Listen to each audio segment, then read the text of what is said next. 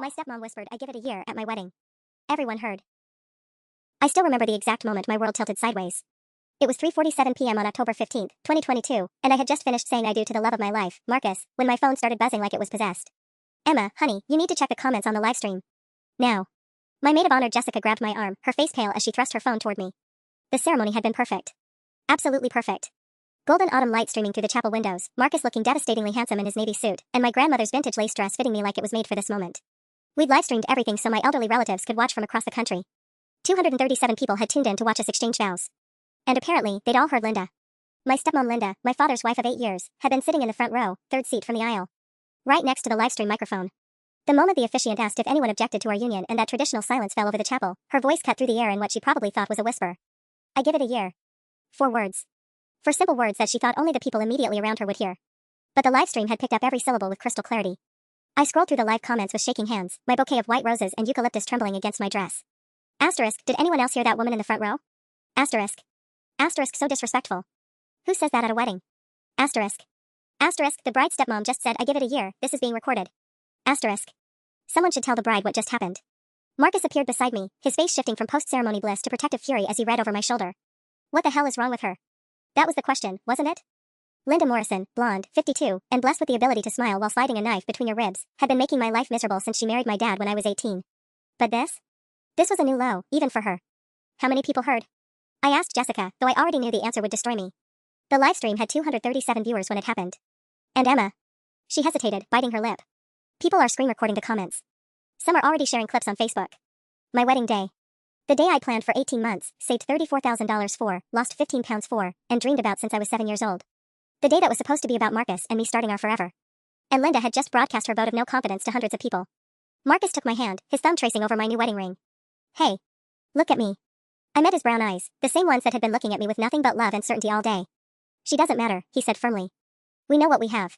Our families know what we have. Some bitter woman's opinion doesn't change anything about us. But as I looked across the reception venue, the rustic barn we decorated with fairy lights and mason jars filled with sunflowers, I could see the aftermath of Linda's comment rippling through our guests. Hushed conversations, concerned glances in our direction, and my poor father looking like he wanted to disappear into the wooden floorboards. Linda herself stood near the bar, champagne flute in hand, looking perfectly composed. Like she hadn't just humiliated her stepdaughter in front of hundreds of people. That's when I made a decision that would define the next 12 months of my life. I was going to prove her wrong. The reception should have been magical. Instead, it felt like performing surgery with a smile plastered on my face. Every conversation carried an undercurrent of awkwardness, every congratulation felt tinged with pity. I watched Linda work the room like she was the grieving widow at a funeral instead of a guest at my wedding. Such a beautiful ceremony, she told my Aunt Carol, her voice dripping with false sweetness. Young love is so precious. So optimistic. I wanted to scream. Marcus and I made it through our first dance, at last by Etta James, but even that felt tainted. I could see people whispering, phones discreetly recording, probably checking to see if more clips had surfaced online. My cousin Derek, who worked in social media marketing, pulled me aside during the father-daughter dance. Emma, I need to tell you something, he said, glancing around nervously. That livestream clip? It's already on TikTok. 3 different versions. One has 847 views already. My stomach dropped. It's been 2 hours, Derek. I know. And there's more. He showed me his phone screen. Someone posted it in that wedding shaming group on Facebook. Stepmom from Hell ruins wedding live on camera. It has 63 shares. I stared at the screen, watching strangers dissect my most intimate moment. The comments ranged from supportive to brutal. Poor bride, you can see her face just crumble. Stepmom looks like the type who peaked in high school. Plot twist, she's probably right though eyes. That last comment hit like a physical blow. I can report it, Derek offered. Get it taken down. No. The word came out harder than I intended. Leave it up. Derek looked confused, but I was already forming a plan. If Linda wanted to make this public, then public it would be. The rest of the reception passed in a blur of forced smiles and damage control. Dad cornered me near the cake table around 9 p.m., his face flushed with embarrassment and champagne. Emma, sweetheart, I am so sorry. Linda. She's been under a lot of stress with the new job transition, and... Stop. I cut him off. Just stop making excuses for her, Dad. She knew exactly what she was doing. She says it was an accident. That she didn't realize how close she was to the microphone. I almost laughed. An accident? Dad, she's been planning this moment for months. Remember the engagement party when she asked Marcus about his commitment issues in front of everyone? Or the bridal shower when she brought up your divorce from Mom during her toast? Dad winced. Linda had managed to work my parents' messy divorce into her maid of honor speech at my bridal shower, somehow making it sound like a cautionary tale about rushing into marriage. She was a master at these perfectly timed strikes. She's family, Emma. She loves you. No, Dad. She tolerates me. There's a difference. By 11 p.m., most of the guests had filtered out, leaving behind empty champagne flutes and the lingering smell of disappointment. Linda approached us during our final goodbye rounds, her mask of innocence firmly in place. Oh, Emma darling, what a lovely celebration, she cooed, air kissing my cheek. I do hope you'll forgive an old woman's nerves. Sometimes I speak without thinking. Up close, I could see the calculation in her pale blue eyes. This wasn't remorse, it was reconnaissance. She was testing to see how much damage she'd done, how much she could get away with. Of course, Linda, I replied sweetly. After all, we're family. But as Marcus and I drove away in our decorated Jeep, tin cans rattling behind us, I was already planning my next move. If Linda thought marriage would make me soft, she was about to learn just how wrong she was. I had 365 days to prove her prediction false. The countdown started now. The honeymoon in Santorini should have been our escape from Linda's poison, but even paradise couldn't shield us from the fallout. By day 3, my phone had accumulated 47 missed calls from various family members, and the wedding clip had exploded across social media like a viral plague. Babe, you need to see this, Marcus said from the balcony of our villa, his laptop balanced on his knees. The AG&C sparkled behind him, but his expression was grim. I patted over in my silk robe, Greek coffee growing cold in my hands. The screen showed a YouTube video titled Stepmom Destroys Wedding in 4 words, full footage. It had 127,000 views and counting. Someone uploaded the entire ceremony, Marcus explained. Not just the clip, everything. Look at the timeline. The video's most replayed section was a 15-second segment starting at 23:47, right when Linda made her comment. The uploader had even added subtitles, Stepmom whispers, I give it a year. But that wasn't the worst part. Check the comments, Marcus said quietly. I scrolled down and immediately regretted it. Thousands of strangers were dissecting my marriage, my appearance, my family dynamics. Someone had identified Linda through Facebook and posted her real estate headshots. Another commenter had found our wedding registry and was mocking our China pattern choices. Asterisk update, I found the stepmom's LinkedIn. She sells houses in Riverside County. Karen Energy is strong with this one. Asterisk. Asterisk, anyone else notice how the bride's dad doesn't even defend her? Spineless. Asterisk. Asterisk, plot twist, what if stepmom is actually protecting her from a bad marriage? Sometimes family knows best, woman shrugging. Asterisk. That last comment had 312 likes. My phone buzzed with a text from my half-sister Chloe, Linda's 19-year-old daughter. Asterisk, mom is freaking out. Someone left a 1-star review on her real estate page calling her a wedding ruiner. Dad made her deactivate Facebook. Asterisk. Good. Let her feel a fraction of the humiliation she'd put me through. But then came the text that changed everything. It was from my great-aunt Margaret, my grandmother's sister who lived in Vermont. Asterisk, Emma dear, I saw the video online. I'm so sorry this happened to you. But I think you should know, this isn't Linda's first time doing something like this. We need to talk. Call me when you get back. It's about your cousin Rachel's wedding in 2019. Asterisk. Rachel. My dad's niece, who'd gotten married 3 years ago in upstate New York. Linda had attended that wedding too, and I remembered Rachel looking miserable during the reception, though I'd never known why. I called Aunt Margaret immediately, despite the 7-hour time difference. Oh, sweetheart, she answered on the second ring. I've been sick about this since I saw that awful video. Aunt Margaret, what happened at Rachel's wedding? There was a long pause. Linda cornered Rachel's new mother-in-law during the cocktail hour and told her some fabricated stories about Rachel's past. About drinking problems that didn't exist, about cheating that never happened. The poor woman was so upset she left early, and it caused a huge rift in their family. My blood ran cold. How do you know this? Rachel called me crying 2 days after her honeymoon. Her husband's family had turned completely cold toward her based on Linda's lies. It took them 8 months of family therapy to repair the damage. Why didn't anyone tell me this before my wedding? We hoped it was a one-time thing. Rachel made us promise not to spread it around because she didn't want more drama. Margaret's voice cracked.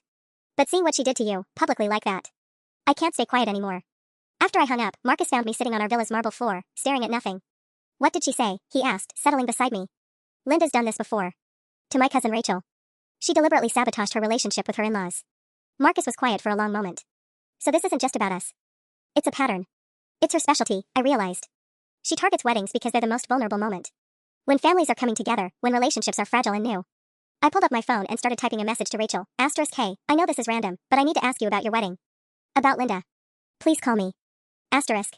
Rachel responded within 10 minutes. Asterisk, I've been waiting 3 years for someone to ask me that question. Asterisk. By the time our honeymoon ended, I had a list of names, 6 family members who'd had incidents with Linda at major life events. She wasn't just toxic, she was strategic. And now I finally understood what I was really fighting. This wasn't about proving my marriage would last a year. This was about stopping a predator who fed on other people's happiness. The war had officially begun. The return from our honeymoon felt like stepping back into a minefield. Our apartment mailbox overflowed with congratulation cards mixed with concerned messages from relatives who'd seen the video. But it was the manila envelope with no return address that made my hands shake. Inside were printed screenshots of social media posts, dozens of them. Someone had been systematically documenting every share, every comment, every cruel meme made from our wedding footage. A yellow sticky note was attached to the top. Asterisk, thought you should see how far it spread. A friend. Asterisk. The handwriting looked suspiciously like Linda's. She's escalating, Marcus said, reading over my shoulder. First she humiliates you publicly, now she's making sure you can't forget about it. My phone rang before I could respond. Rachel's name flashed on the screen. Emma, we need to meet in person, she said without preamble. I've been making calls since you texted me. Linda's damage goes back further than any of us realized. We met at a coffee shop in Pasadena 2 days later. Rachel arrived with a thick folder and the haunted look of someone who'd been carrying secrets too long. I should have warned you, she said immediately. But Linda made it clear that if I ever talked about what happened at my wedding, she'd make sure the whole family knew about my miscarriage from college. My stomach lurched. You had a miscarriage? No, I didn't. That's the point. Rachel's hands trembled as she opened her folder. Linda creates leverage by manufacturing secrets. She told 3 different family members 3 different confidential stories about me, then used the threat of exposure to keep me quiet. She spread out a timeline she'd created, a detailed chart of family events from 2015 to present. Red X's marked every wedding, engagement party, baby shower, and graduation where Linda had been present. Look at the pattern, Rachel said, pointing to the marks. Every single celebration has a corresponding family drama within 2 weeks. Cousin Jennifer's engagement party? Linda told her fiancé's parents that Jennifer had a gambling addiction. Completely fabricated. What happened? They postponed the wedding for 6 months while Jennifer underwent addiction counseling she didn't need. By the time everyone realized Linda had lied, the damage was done. Jennifer's relationship with her in-laws never recovered. I stared at the timeline, connecting dots I'd never seen before. Uncle Pete's retirement party. Linda spread rumors that he'd been embezzling from his company. The man worked at a hardware store for 30 years, there was nothing to embezzle. But 3 days after his party, corporate called him in for a routine audit that lasted 2 months. The scope of Linda's campaign was breathtaking. She wasn't just a difficult family member, she was a one-woman wrecking crew targeting every moment of joy in our extended family. How did she get away with this for so long? Rachel laughed bitterly. Because she's careful. She never attacks the same person twice, and she spaces out her targets. Plus, she always positions herself as the concerned family member just looking out for everyone. But my wedding was different, I realized. She was public about it. Messy. Exactly. Which means either she's getting sloppy, or... Rachel hesitated. Or what? Or she sees you as her biggest threat. Think about it, Emma. Your dad's biological daughter, you're successful, happily married now. If anyone in this family has the credibility to expose her, it's you. That evening, I sat at my kitchen table with a legal pad, mapping out Linda's network of destruction. 23 incidents across 7 years. An estimated $47,000 in therapy bills, postponed weddings, and missed opportunities. Dozens of relationships damaged or destroyed. And at the center of it all, my father, completely oblivious to the chaos his wife was orchestrating. Marcus found me there at 2 a.m., surrounded by printouts and phone records. You're building a case, he observed. I'm building a case, I confirmed. This is bigger than just proving her wrong about our marriage. I looked up at him, this man who'd promised to love me through everything, even stepmoms who turned family celebrations into psychological warfare. She spent 7 years destroying people's happiness, I said. It's time someone destroyed hers. The real question wasn't whether our marriage would survive a year. The question was whether Linda would. The first piece of Linda's armor cracked 3 weeks after we returned from Greece. I was at Target buying storage bins for my growing collection of evidence when my phone rang. The caller ID showed Riverside County Assessor's Office, which was odd, since Marcus and I rented our apartment. Ms. Morrison? This is Janet from the Property Tax Division. We have some questions about the homestead exemption claimed on 47 Maple Ridge Drive. I'm sorry, you must have the wrong number. I don't own property on Maple Ridge. Our records show Linda Morrison listed you as co-owner when she filed for the exemption in 2021. Are you saying you weren't aware of this? My blood turned to ice. Can you repeat that address? 47 Maple Ridge Drive was Linda's house. The house she shared with my father. And apparently, according to Riverside County, I was listed as a co-owner despite never signing a single document. Ma'am, claiming false exemptions is considered tax fraud. If you're not actually a resident owner, we need to know immediately. I hung up and called Rachel, my hands shaking so badly I could barely dial. She's been using my name for tax purposes, I told her. Linda claimed I co-own her house to get some kind of property tax break. Holy shit, Emma. That's identity theft. That's federal. There's more. I sat down in the Target parking lot, ignoring the concerned looks from other shoppers. If she's been doing this to me, she might be doing it to other family members too. That night, Marcus and I made a list of every relative who might be vulnerable to Linda's schemes. Anyone with good credit, stable employment, or clean financial records that she could potentially exploit. We started with Chloe, Linda's own daughter. Mom handles all my paperwork, Chloe told me when I called her under the pretense of asking about college applications. Bank accounts, credit cards, student loans. She says it's easier since I'm still learning about finances. Chloe, you're 19. When's the last time you actually saw your credit report? Long pause. I don't think I've ever seen it. Mom says everything's fine. I convinced Chloe to meet me for lunch the next day, bringing her social security card and driver's license. We went straight to her bank afterward. The account that Chloe thought contained her $8,000 in graduation money actually held $347. The rest had been transferred to something called Family Holdings, an account Chloe had never heard of but was apparently listed as a cosigner on. Where's my money? Chloe whispered, staring at the bank statement. The teller, a middle-aged woman named Patricia who'd clearly seen this scenario before, spoke gently. It looks like the primary account holder has been making regular transfers. Do you know who Elle Morrison is? Chloe started crying right there in the bank lobby. She stole from her own daughter, Marcus said that evening, pacing our living room. Her own kid's college fund. I was already on my laptop, cross-referencing financial records I'd obtained through completely legal means. It's not just Chloe. Remember when Grandpa Joe died in 2020 and left those savings bonds to all the grandkids? The ones Linda said she'd help everyone cash safely because bonds were complicated? I found the records. She cashed mine too. And Rachel's. And probably everyone else's. I turned the screen toward him. $12,000 in bonds, all cashed within a week of the funeral. None of us ever saw a penny. Marcus sat down hard on our couch. Emma, this isn't just about destroying relationships anymore. She's been stealing from your family for years. My phone buzzed with a text from Chloe. Asterisk, I checked my credit report like you said. There are 3 credit cards I never applied for. All maxed out. What do I do? Asterisk. I stared at the message, feeling the weight of Linda's crime settling on my shoulders. This went so far beyond her cruel wedding comment that it felt like discovering an iceberg beneath the tip I'd been fighting. But it also meant I finally had her. The woman who tried to humiliate me in front of 237 wedding guests had made one crucial mistake. She'd left a paper trail. Time to follow it straight to her destruction. The evidence room in my spare bedroom was starting to look like something from a crime drama. 3 bulletin boards covered with photos, timelines, and printed bank statements. Boxes of documents organized by year and victim. A spreadsheet tracking Linda's financial crimes that now filled 17 pages. But it was the phone call I received on December 3rd that changed everything. Emma? This is Detective Sarah Chen with the Riverside County Sheriff's Department. We need to speak with you about Linda Morrison. My coffee mug slipped from my hands, shattering across the kitchen floor. Marcus looked up from his laptop, alarmed. Is this about the tax fraud? I managed. Among other things. We've been investigating reports of elder financial abuse, and your stepmother's name has come up multiple times. Can you come in today? 2 hours later, I sat in a gray conference room across from Detective Chen and a man introduced as Agent Martinez from the district attorney's office. They had their own bulletin board, twice the size of mine, with Linda's photo at the center. How long have you been documenting Mrs. Morrison's activities? Detective Chen asked, flipping through the folder I brought. Since my wedding in October. But I only discovered the financial crimes 3 weeks ago. Agent Martinez leaned forward. We've been building a case against her for 8 months. Elder abuse, identity theft, tax fraud, wire fraud. The problem is, most of her victims are family members who refuse to press charges. Why? Same reason domestic violence victims protect their abusers. She's family. She apologizes, promises to pay it back, threatens to destroy other relationships if they talk. Detective Chen pulled out a thick file. Your great-uncle Harold lost $23,000 to her fake investment scheme. Still won't testify because she convinced him it would embarrass the family.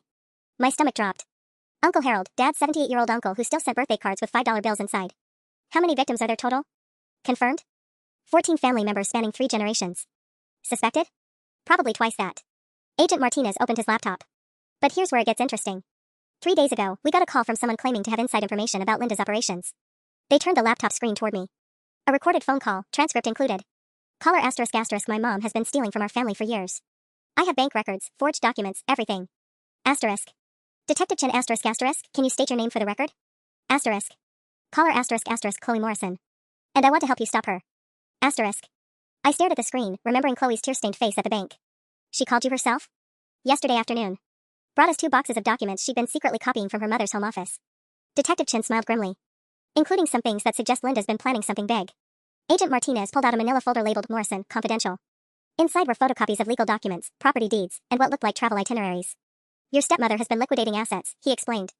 The house your father thinks they own together? She took out a second mortgage against it 6 months ago. His retirement account that he's been building for 20 years? She's been making unauthorized withdrawals since 2021. She's planning to disappear, I realized. We think so. We found flight confirmations to Costa Rica for December 18th. One-way tickets. Just her name on the reservation. December 18th. That was 15 days away. 15 days until Linda vanished with everything she'd stolen, leaving my father bankrupt and my family destroyed. What do you need from me? I asked. Detective Chan and Agent Martinez exchanged glances.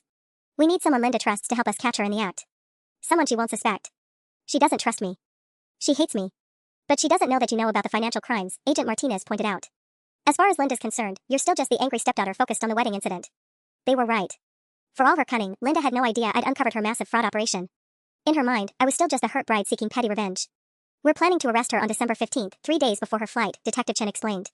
But we need her to incriminate herself on tape first. Something definitive that ties her to all the thefts. I thought about Uncle Harold's missing $23,000. Chloe's stolen college fund. My father's retirement account being drained while he trusted the woman sleeping beside him every night. What do you need me to do? Agent Martinez slid a small device across the table. Wear a wire. Get her talking. And pray she's as arrogant as we think she is.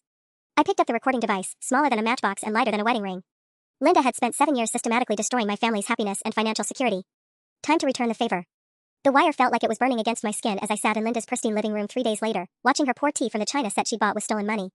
Everything in this house suddenly looked different, the new leather sectional, the upgraded kitchen appliances, the expensive artwork lining the hallways. All of it paid for with money she'd siphoned from our family. I'm so glad you called, Emma, Linda said, settling into the chair across from me with practiced grace. I've been hoping we could clear the air about the wedding situation. I forced a smile, hyper-aware of the recording device Detective Chen had secured beneath my sweater. I've had time to think about everything, and I realize I may have overreacted. Linda's eyes lit up with triumph. This was exactly what she wanted to hear, her stepdaughter finally admitting defeat, crawling back to apologize for daring to challenge her authority. Well, of course you were emotional, darling. Weddings are such stressful events, and sometimes people hear things that weren't actually said. She sipped her tea delicately. I'm just relieved you're being mature about this. The gaslighting was so smooth, so practiced, that I almost admired the artistry of it. Almost. Actually, I wanted to ask your advice about something, I said, pulling out my phone. Marcus and I are thinking about buying a house, and Dad mentioned you've been so successful with real estate investments lately. Linda preened visibly. Oh yes, we've been very fortunate. Smart investments, careful planning. Your father has such a good head for finances. The irony was staggering. She was crediting Dad with financial acumen while actively stealing his retirement fund. He mentioned something about bonds? From when Grandpa Joe passed away? I kept my voice casual, curious. He said you helped everyone handle those complicated financial instruments. Those old savings bonds were such a headache, Linda waved dismissively. Government paperwork, tax implications. I saved everyone so much trouble by handling the redemptions myself. That was generous of you. I never even saw mine. Dad said you deposited it directly? Of course. $12,000 is nothing to fool around with. I made sure every penny went into safe, secure investments. She leaned forward conspiratorially. Between you and me, your father has no idea how to handle large sums of money. If I hadn't taken charge of our finances, we'd probably be living paycheck to paycheck. The wire captured every word. Linda admitting to taking my inheritance, claiming control over Dad's money, positioning herself as the financial mastermind while painting him as incompetent. You're so smart about these things, I gushed. I worry about Marcus and me making mistakes with our money. Maybe you could give us some investment advice? Linda practically glowed with self-importance. Well, I have been exploring some international opportunities. Diversification is key, especially with the current economic climate. International? That sounds sophisticated. Costa Rica, actually. Beautiful country, growing economy, and very flexible banking regulations. She smiled in a way that made my skin crawl. I've been moving some assets there gradually. Your father thinks it's just vacation planning, but really, I'm securing our future. My heart pounded so hard I was sure she could hear it. She was confessing to money laundering, to hiding assets from Dad, to planning her escape, all while thinking she was impressing her naive stepdaughter. When are you planning to visit Costa Rica? I asked. Soon, actually. This month, in fact. Linda's phone buzzed, and she glanced at it with annoyance. That's probably another client. The real estate market has been absolutely insane lately. She stood to take the call in the kitchen, leaving me alone for 30 seconds. I used the time to text Detective Chen, asterisk she's admitting everything. Money laundering, international transfers, planning to leave this month. Asterisk. His response was immediate, asterisk keep her talking. We need her to mention specific amounts or accounts. Asterisk. Linda returned, looking frustrated. I'm sorry, dear, where were we? You were telling me about your investment strategy. It sounds like you've been very successful. Oh yes, very. Do you know I've managed to put away almost $180,000 in the past 2 years alone? Your father has no idea we have that much in reserves. She laughed, the sound sharp and predatory. Men are so careless with money. They need women like us to protect them from their own poor judgment. $180,000. The sum hit me like a physical blow. That was roughly the amount Dad should have had in his retirement account, plus Uncle Harold's investment money, plus all the stolen inheritance bonds, plus Chloe's college fund. Linda checked her watch and sighed. I hate to cut this short, Emma, but I have a conference call with my financial advisor in San Jose. We're finalizing some transfers that need to happen before the holidays. Of course, I said, standing on unsteady legs. Thank you for the tea. And for the advice. Anytime, darling. I'm just so pleased we're finally understanding each other. As I walked to my car, Linda's words echoed in my head, finally understanding each other. She was right, in a way. I finally understood exactly what kind of predator she was. And in 2 days, she'd understand exactly what kind of opponent I was. The countdown to her arrest had begun. The wire recording was damning enough to end Linda forever, but as Detective Chen and I listened to the playback in his unmarked car outside her house, my phone exploded with a call that changed everything. Emma, you need to get to Mercy General Hospital right now. It was Marcus, his voice tight with panic. Your dad collapsed at work. They think it's his heart. I ripped the wire off so fast it left marks on my skin. I have to go, I told Detective Chen, already running toward my car. Emma, wait, we're moving forward with the arrest tomorrow regardless. Don't do anything to compromise. My father is dying. I screamed back at him, not caring who heard. The 30-minute drive to the hospital felt like hours. I found Marcus in the cardiac wing waiting room, his face gray with worry. Dad was in surgery, they told me. Massive heart attack. Touch and go. Where's Linda? I asked, looking around the empty waiting area. That's the thing, Marcus said quietly. She's not here. I called her when the paramedics were loading your dad into the ambulance. She said she was in the middle of something important and would try to make it later. My father was fighting for his life, and his wife of 8 years couldn't be bothered to come to the hospital because she was busy liquidating his assets. Dr. Patel emerged from surgery 3 hours later, still in his scrubs. The good news is he's stable. We were able to clear the blockage and restore blood flow. But... He paused, consulting his chart. Mr. Morrison has been under tremendous stress lately. His blood pressure was dangerously high, and he mentioned to the EMTs that he'd been having panic attacks about financial problems. Financial problems. Because Linda had been slowly draining every account he had. Can I see him? I asked. He's sedated, but yes. Family only, though. I was halfway to his room when I realized what Dr. Patel had said, family only. And Linda still wasn't here. Dad looked smaller than I'd ever seen him, hooked up to monitors and IVs, his face pale against the white hospital pillows. I took his hand and whispered, I'm going to fix this, Dad. I promise. My phone buzzed with a text from an unknown number, asterisk heard about Robert's little health scare. Stress will kill you faster than cigarettes. Hope he pulls through. L asterisk. Linda knew. She knew Dad was in the hospital, and instead of coming, she was taunting me via text. But then I read the message again, and something clicked. She'd sent this from a number I didn't recognize. Which meant she had a burner phone. Which meant she was probably using it for her illegal financial activities. I screenshot the message and immediately forwarded it to Detective Chen with a note, asterisk new phone number. Can you trace recent calls and texts? Asterisk. His response came back in minutes, asterisk holy shit, Emma. This number has been in contact with 3 different Costa Rican banks in the past 48 hours. She's accelerating her timeline. Asterisk. I looked at Dad's unconscious form, then at my phone showing 11:47 p.m. on December 13th. If Detective Chen was right, Linda might not wait until December 18th to disappear. She might be planning to leave while Dad was helpless in the hospital, unable to stop her or even know she was gone. Marcus, I said urgently. I need you to stay here with Dad. Don't let anyone except medical staff in this room. No one. Where are you going? I kissed his forehead, then Dad's. To end this before she kills him. Because I finally understood Linda's real endgame. It wasn't just about stealing money and disappearing. It was about making sure Dad didn't survive long enough to discover what she'd done. The hospital parking garage was empty except for my footsteps echoing off concrete as I called Detective Chen at midnight. She's not planning to wait until the 18th, I said without preamble. Dad's heart attack gave her the perfect cover. She can clean out everything tonight while he's unconscious and no one's watching. Emma, you need to stay at the hospital. We'll handle. No, you don't understand. That burner phone text? She was gloating. She wanted me to know she's not coming to see him. I reached my car, hands shaking as I fumbled for my keys. What if this wasn't just a heart attack? What if she's been poisoning him slowly? The silence on Chen's end told me everything. You thought about that too, I said. We're running toxicology tests on some items we found during our investigation of her house yesterday, he admitted. Small amounts of substances that could cause cardiac stress over time. My vision blurred with rage. She's been killing him by degrees. Which is why you need to let us handle this professionally. Don't go to her house, Emma. Don't confront her. She's dangerous and she's desperate. But I was already driving toward Maple Ridge Drive, my phone on speaker. Chen, she has a head start and international connections. If she disappears tonight, you'll never find her. Dad will die thinking his wife abandoned him, and she'll live like a queen on stolen money. The banks don't open until. She's not using regular banks anymore. That burner phone had Costa Rican numbers. She's probably doing cryptocurrency transfers or wire transfers through international services that operate 24/7. I pulled onto Linda's street, noting that her white Lexus was in the driveway but the house was dark except for a light in what I knew was her home office. I'm going to look through her windows, I told Chen. If she's actively moving money right now, you need to know. Emma, that's breaking and entering. Anything you see won't be admissible. I don't care about admissible. I care about stopping her. I crept around to the side of the house where Linda's office window faced the backyard. Through a gap in the curtains, I could see her hunched over her laptop, multiple phones spread across her desk, stacks of papers, and what looked like passport documents. But it was the computer screen that made my blood freeze. She was on a banking website I didn't recognize, and the account balance showed $247,832.19. As I watched, she initiated a transfer, amount, $50,000. Destination, Banco Nacional Costa Rica. Account holder, L. Morrison. Chen, she's moving money right now. $50,000 just went to Costa Rica. We're mobilizing units. Stay on the line and keep watching. Linda stood up from her desk and walked to a filing cabinet. When she opened it, I could see it was stuffed with cash, thick stacks of hundreds bound with rubber bands. She pulled out several stacks and began stuffing them into a suitcase that was already half-packed. She's got cash reserves too. Thousands of dollars. And Chen, I paused as Linda returned to her computer. She's logging into another account. The balance is. Jesus. $89,000. That has to be Dad's retirement fund. As I spoke, Linda initiated another transfer. This time for the full amount. She's cleaning out everything tonight, I whispered. Every account, every hidden stash. By morning, there won't be a penny left.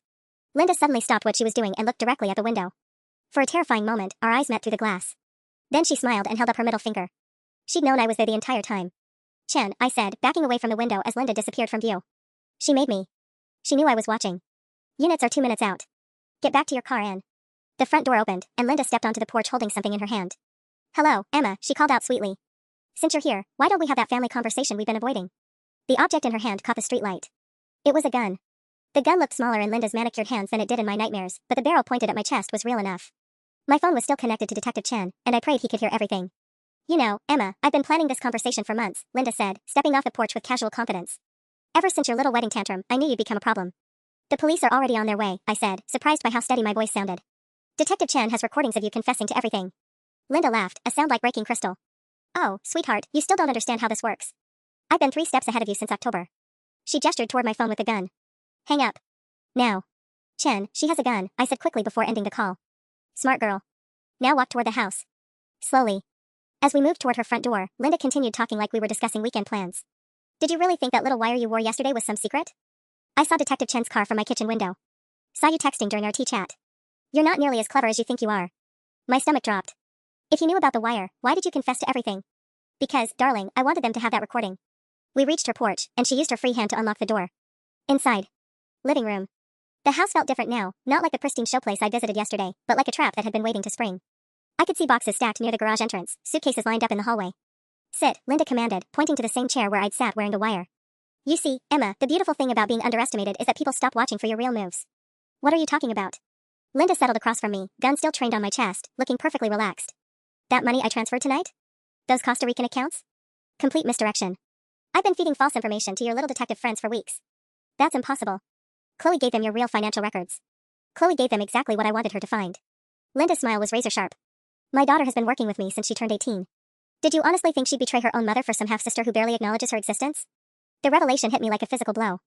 Chloe's tears at the bank, her desperate phone calls, her decision to contact the police, all of it had been theater. The credit cards, the stolen college fund. Staged. Chloe's money has been safely invested in her name for over a year.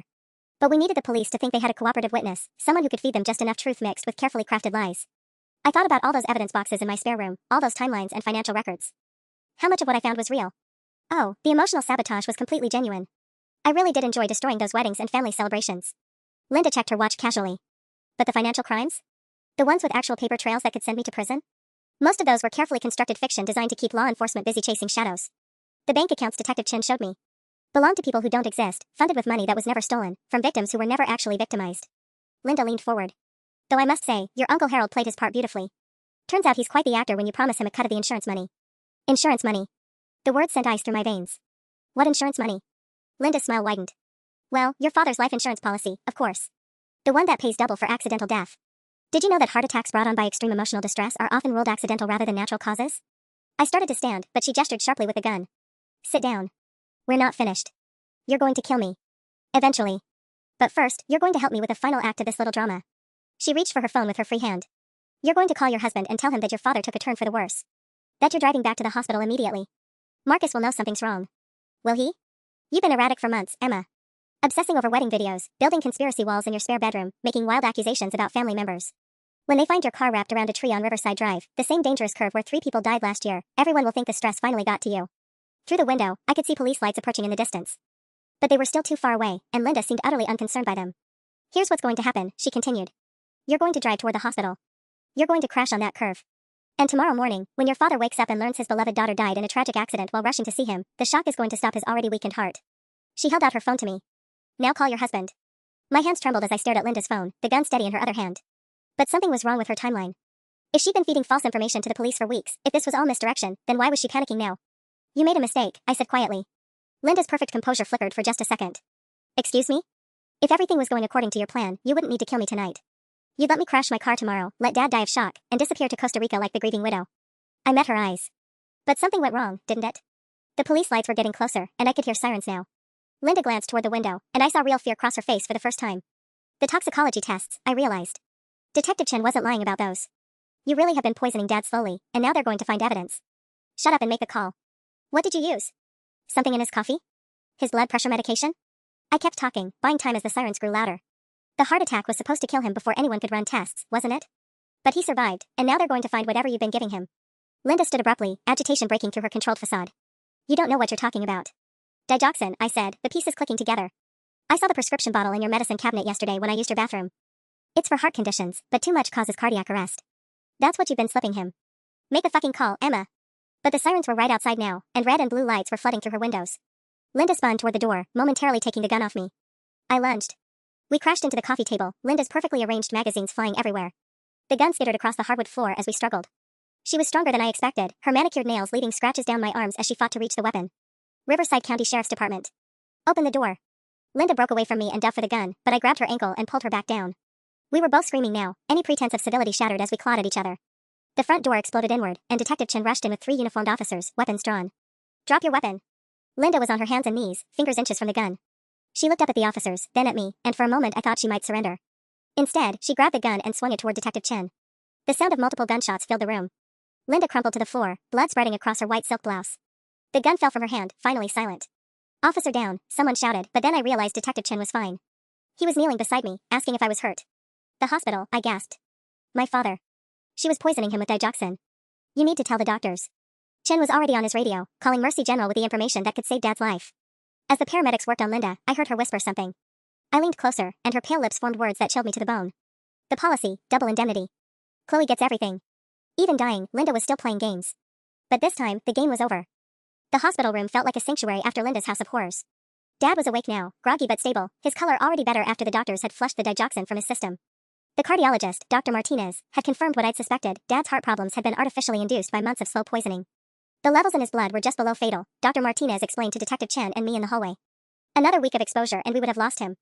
Marcus held my bandaged hand as we processed everything. The scratches from my fight with Linda were superficial, but the psychological wounds would take longer to heal. 3 days had passed since the shooting, and the full scope of Linda's deception was still unraveling. Chloe's been in protective custody, Detective Chen updated us during his evening visit. Turns out she really was a victim, not an accomplice. Linda had been threatening her for months, using deep-faked photos to convince Chloe that she'd be framed for the financial crimes if she didn't cooperate. I felt a wave of relief mixed with guilt. Is she okay? Traumatized, but she'll recover. She's been providing us with the real financial records, the ones Linda never wanted us to see. He pulled out a folder. Emma, the actual theft amount is staggering. Over $400,000 across 24 family members, spanning 8 years. 400,000. The number was so large it felt abstract, like talking about the national debt instead of my family's stolen money. There's something else, Chen continued. We found Linda's real escape plan. She wasn't going to Costa Rica. Marcus and I exchanged glances. Where was she going? Switzerland. She had accounts there worth over $600,000, and a new identity already established. The Costa Rica trail was completely fabricated to throw us off. Chen shook his head. She'd been planning this for 3 years. Your wedding comment wasn't spontaneous cruelty, it was the opening move in her exit strategy. What do you mean? She needed you to look unstable, obsessed, unreliable. When she eventually disappeared and your father died, you would have been the obvious suspect. The grieving stepdaughter who'd been making wild accusations, building conspiracy theories, harassing family members. Chen pulled out printouts of social media posts. She'd been documenting your erratic behavior 4 months. Screenshots of your evidence boards, recordings of you questioning relatives, even photos of you following her around town. The manipulation was breathtaking in its complexity. Linda hadn't just been stealing money, she'd been systematically destroying my credibility so that when her endgame played out, I'd be the perfect scapegoat. But she made one crucial error, Chen said with satisfaction. She underestimated your father's strength. He was supposed to die from the digoxin before anyone could run toxicology tests. When he survived the heart attack, her timeline collapsed. Dad's voice came from the doorway, she also underestimated my daughter. We turned to see him standing there in his hospital gown, supported by a walker but looking more alert than he had in months. Dad, you should be resting. I should be apologizing. He made his way slowly to the chair beside my bed. Emma, I failed you. For 8 years, I let that woman poison our family because I was too blind to see what she really was. Dad, you couldn't have known. I could have listened. Every time you tried to tell me something was wrong, every time another family member had drama around Linda, I should have paid attention. His eyes filled with tears. She almost killed us both, and it's my fault for bringing her into our lives. I squeezed his hand. It's not your fault, Dad. She was a predator. She targeted you just like she targeted everyone else. Detective Chen cleared his throat. Speaking of which, we need to discuss your anniversary party. I'd completely forgotten. December 15th, exactly 2 months from today, would mark our 1-year anniversary. The party we'd planned months ago to celebrate proving Linda wrong. Obviously, the circumstances have changed dramatically, Chen continued. But the DA thinks it might be therapeutic for the family to have some kind of gathering. A chance to heal together and officially close this chapter. Marcus looked at me questioningly. What do you think? Cancel it or go ahead? I thought about Linda's words at my wedding, I give it a year. She'd meant it as a curse, a prediction of failure. But she'd been wrong about everything that mattered. My marriage hadn't just survived her sabotage, it had grown stronger. My relationship with Dad was healing. The family she'd spent years dividing was coming back together, united by the truth she'd tried so hard to hide. We're having the party, I said firmly. But we're changing the theme. To what? Marcus asked. I smiled, thinking of all the evidence boxes in our spare room that had helped save my father's life, and all the family members whose stolen money would finally be returned. Truth and consequences. The anniversary party planning became my therapy. Every detail I arranged, every invitation I sent, felt like reclaiming the narrative Linda had tried to destroy. But 3 weeks before the celebration, I received a phone call that threatened to unravel everything we'd rebuilt. Emma? This is Patricia Hendricks from Morrison and Associates Legal. I didn't recognize the name, but the formal tone made my stomach clench. I'm calling regarding Linda Morrison's estate. Her estate? Linda's dead. Actually, that's what I need to discuss with you. Mrs. Morrison survived the shooting. She's been in a medically induced coma at Riverside Medical Center for the past 2 months. The phone slipped from my hands, clattering onto the kitchen counter. Marcus looked up from his laptop, alarmed by my expression. That's impossible, I whispered, picking up the phone again. Detective Chen said. Detective Chen was informed yesterday. Mrs. Morrison regained consciousness 72 hours ago and immediately requested legal representation. Patricia's voice remained professionally neutral. She's claiming self-defense and alleging that you broke into her home with intent to harm her. My knees gave out. Marcus caught me before I hit the floor, taking the phone from my shaking hands. This is Emma's husband, he said into the receiver. Can you explain exactly what's happening here? I could hear Patricia's voice through the speaker as Marcus put the call on hands-free. Mrs. Morrison is filing criminal charges against your wife for home invasion, assault, and conspiracy. She's also contesting her arrest, claiming the financial evidence was fabricated. But we have recordings, I managed. She confessed to everything. Recordings obtained through illegal surveillance, according to her attorney. They're arguing the wire evidence is inadmissible because you gained access to her property under false pretenses. Marcus was already Googling the hospital on his phone. Is she still in custody? That's complicated. She's technically under guard at the medical facility, but her lawyer is pushing for house arrest due to her injuries and the questions surrounding the evidence. Patricia paused. There's something else you need to know. Mrs. Morrison is claiming she has new evidence that will exonerate her completely. What kind of evidence? Security footage from inside her home office. Cameras she never disclosed to police. According to her attorney, these recordings will show that she was transferring money back to family accounts, not stealing it. After we hung up, I sat in stunned silence. Linda was alive. Linda was fighting back. And somehow, even from a hospital bed, she was still 3 steps ahead of us. Marcus called Detective Chen immediately, putting the phone on speaker so I could hear Chen's barely controlled fury. "She's been conscious for 3 days and nobody told us," Chen growled. Her medical team claimed privacy laws prevented notification, but someone paid them to keep quiet. "Can she actually get the charges dropped?" Marcus asked. "If she really has security footage that contradicts our evidence, possibly."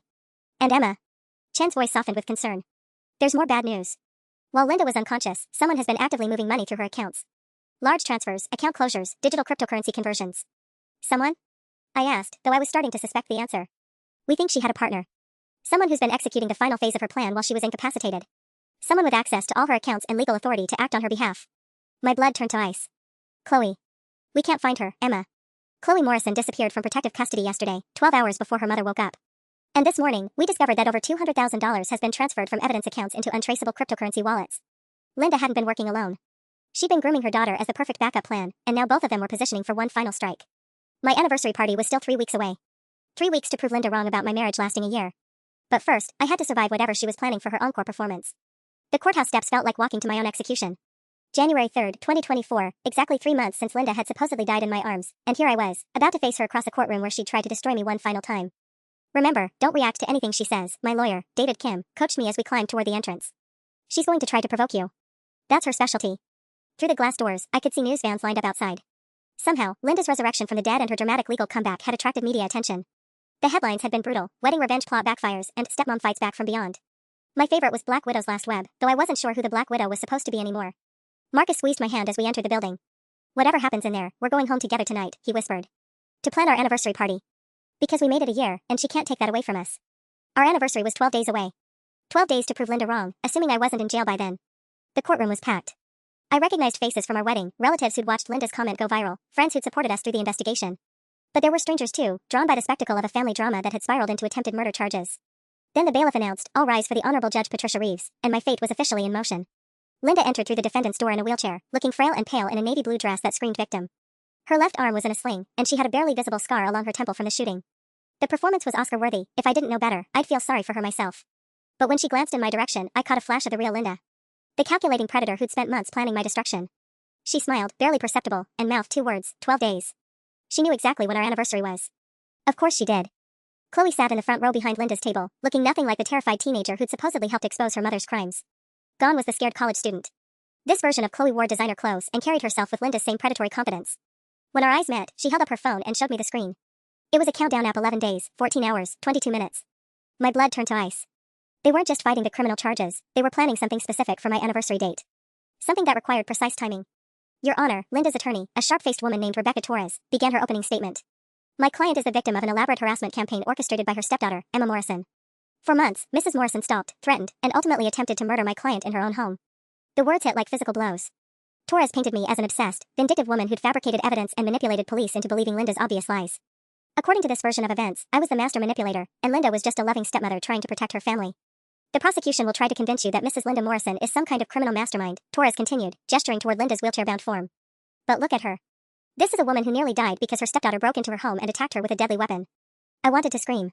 I wanted to jump up and remind everyone that Linda had been holding the gun, that she'd confessed to poisoning my father, that she'd planned to murder us both. But David had warned me this would happen. Linda's greatest skill was rewriting history to make herself the victim. "Furthermore," Torres said, pulling out a tablet, "we have security footage that will prove Mrs. Morrison was actually transferring money back to family accounts the night she was attacked. She wasn't stealing, she was making restitution for investments that had unfortunately failed." The tablet screen was visible to the entire courtroom. Video footage from Linda's home office, timestamped the night of our confrontation. I watched myself creeping around outside her window, looking exactly like a stalker preparing to strike. But more damaging was the footage from inside. Linda at her computer, and yes, she was making transfers. But the account names and numbers were too small for me to read from across the courtroom. Mrs. Morrison had discovered that several family investment accounts had been compromised by identity theft, Torres explained. She was working with international banking security to recover the stolen funds when she was violently attacked by someone she trusted as family. My phone buzzed with a text from an unknown number. "Enjoying the show? Wait until you see the finale. See asterisk." Chloe was texting me from across the courtroom, her mother's performance playing out exactly as planned. As Torres wrapped up her opening statement, I realized the full scope of what Linda and Chloe had orchestrated. They hadn't just survived my investigation, they'd used it as the foundation for an even more elaborate revenge plot. And they had 11 days to execute it. The anniversary party was supposed to be a celebration, but as I stood in our decorated community center on October 15, 2024, exactly 1 year after Linda's cruel whisper, it felt more like a war council.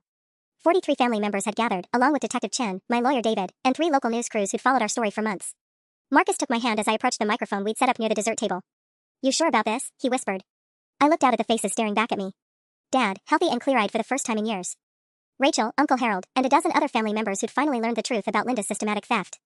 And in the back corner, 2 empty chairs I deliberately set aside. Ladies and gentlemen, I began, my voice steadier than I felt. A year ago today, Linda Morrison made a prediction about my marriage. She said, and I quote from the viral video we all remember, I give it a year. A few people chuckled nervously. The wedding footage had become infamous, not for Linda's cruelty anymore, but as evidence in a federal fraud case that had finally brought her down. Well, Linda was wrong about a lot of things, but she was especially wrong about that. I squeezed Marcus's hand. Because as of today, we've been married for exactly 365 days. And we're stronger than ever. The applause was warm, genuine. But I wasn't finished. However, I didn't invite you all here just to celebrate our anniversary. I invited you here because Linda made me a promise, and today, I'm finally ready to collect on it. I nodded to Detective Chen, who stepped forward with a laptop and projector. The white wall behind me lit up with a familiar image, Linda's mugshot from her arrest 6 months ago. On January 15, 2024, Linda Morrison was sentenced to 12 years in federal prison for wire fraud, identity theft, elder abuse, and attempted murder, I announced. Her daughter Chloe received 8 years for conspiracy and money laundering. The room erupted in applause, but I held up my hand for quiet. The courts recovered $847,000 in stolen funds. Every single person Linda victimized has been made whole, plus interest.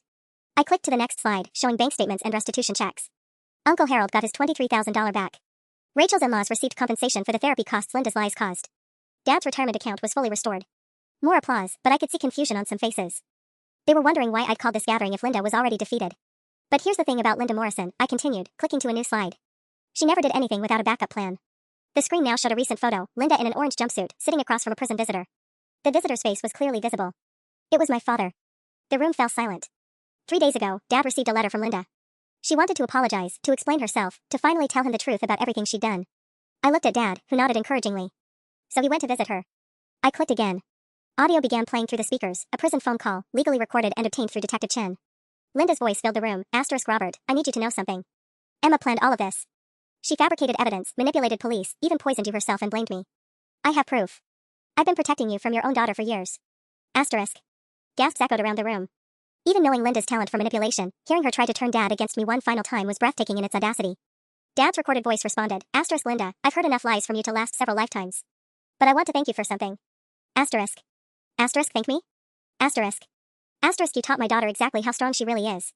Emma spent a year proving you wrong about her marriage, but more than that, she saved our entire family from you. So thank you, Linda, for showing us what real love looks like by contrast. The recording ended.